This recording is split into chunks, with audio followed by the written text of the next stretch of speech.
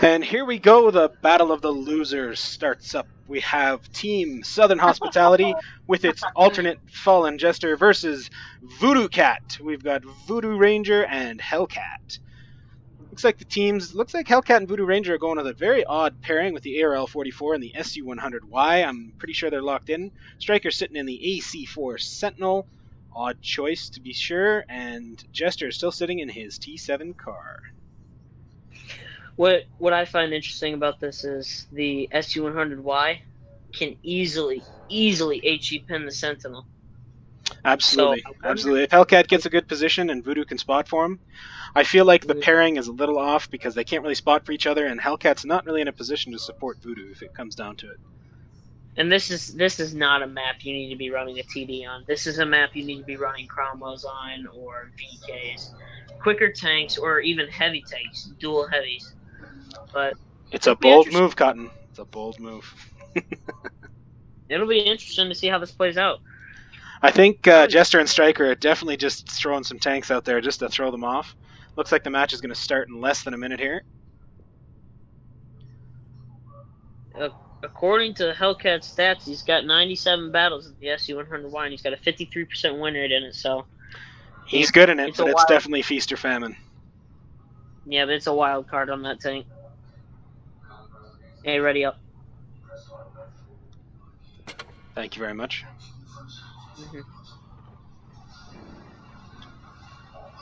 15 seconds. We'll see what happens with Jester and Striker here. Oh. Jester's still sitting in. Oh, Striker's going with it, and we got a Cromwell. A Sentinel and a Cromwell. Interesting choice. Especially against these two. They're both Cromwell B and a Cromwell. That's the decision.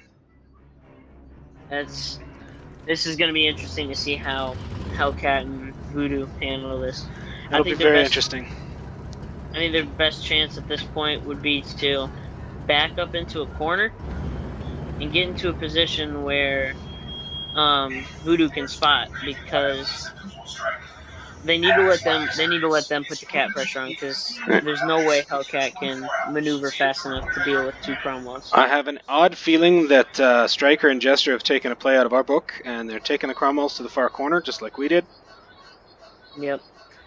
Which, I mean, I don't blame them. It's an easy corner to defend. You can get spots all the way across A and B.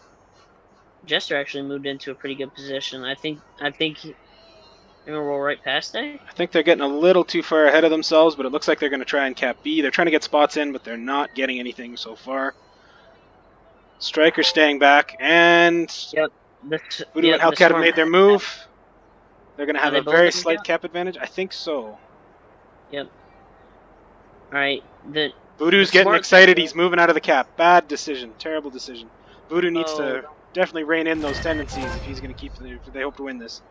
And they've split up. I'm a little disturbed by that decision because Jester and Striker can now isolate around one of those buildings. I think the smarter decision there would have been to have Jester go to B and Striker stay at A, because then it wouldn't have mattered if they were cap time behind. They would have had two caps up on them. Absolutely. Looks like Hellcat's getting himself in a position in the open, which is a little odd because he can't be supported over here. I think he's waiting for them to come to C. Striker and Jester think better of it. Oh, and Voodoo Ranger is all by himself. Hellcat needs to get over there and help. Oh, they've split up again. That was a terrible decision. I feel bad for them, but this is not going to last long. They definitely know one of them's in the A cap now. Jester and Striker deciding which one is which. They're going to go for C, and they're going to find that Hellcat's there, and Hellcat's going to shoot once, and then he's going to get DOD'd. They might get the proxy spot on him. Oh, they definitely got the proxy spot now. They know he's there. They got shots into him. Hellcat's pushing. Big hit into Jester. He's backing up. He's trying to stay out of the COD, but Jester did not get his back. Hellcat's going to get another shot into Jester here. If it's a high roll, Jester's in trouble. Oh, there it is. Down goes Jester. Hellcat gets a good bounce off of Striker. That was a shocker. Voodoo is coming as fast as he can. Hellcat's going to get another shot into Striker here. No, he didn't. Nope. Now Striker's got a brawl with an ARL-44. Hopefully Voodoo can get the... Oh, Voodoo's coming in hot and fast. Oh, he doesn't. Striker's pushing around and Voodoo's not paying attention to which way he's going. He needs to push into that cap. Voodoo definitely needs to push into that cap. Well, or they could just sit here and stare at each other across the building. For now, Voodoo's up on cap points. Absolutely. Striker is disengaging. Gonna... I have a feeling Striker's going to make a turn to the right, which will put him right in Voodoo's sights if Voodoo's on the ball. Neither one willing to commit. Oh, it looks like Striker's going to disengage and pull away. Probably going for the cap at A. If I was Voodoo right now, after being disengaged this long, I would trust my hit points and go for the cap. Yep. Staying cap, staying cap. There he you just go. needs to withhold those YOLO tendencies. This could give him a big lead because Striker still isn't over in the cap point, and looks like they're going to get a few seconds of double cap here. Yep. Another thing Striker could do is Striker could use the A cap to his advantage and try to pull Voodoo out and try to catch him trying to cap A.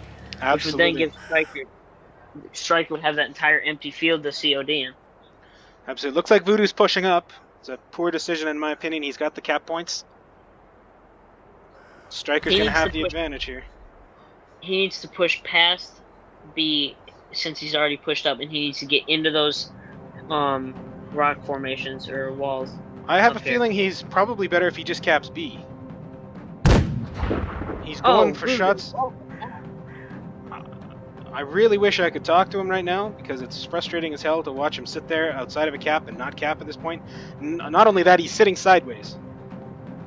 Voodoo needs to push into B right now and start getting those cap points. He needs to start to try and consolidate this win. Stay in. I have a feeling he's going to push out as soon as Striker starts to cap. Don't push out. Don't push out. He's got the cap. Now he needs to consider his options here. Don't go. Do not go towards A. He needs to push towards C, where he can control the engagement. Agreed. We'll see what his options are here. He's thinking about it. I don't think he can get the double cap in time. I don't think he did either. Oh, his turret's facing the wrong direction. Here comes Striker. Oh, and Voodoo's facing the wrong way, and Striker's got him. I can see Voodoo's nerves have kicked in. Striker's got him by the belt. That was a genius move. Voodoo did not repair. Oh, now we got Voodoo's brawling problem. Striker's got the advantage here. Striker can hold it just like this and stay in that cap circle. And Voodoo's zoomed in. You can tell by the way his turret's moving. And he gets a bad bounce off Striker. He needs to push into that wall with his back end. It's too late now. Striker's got the double cap and the hit point advantage. And he's going to out DPM Voodoo here in the end. Yeah, it was a close battle, but it looks like Striker managed to use his superior knowledge of the game to win. Woo. Well played by Striker. Yes.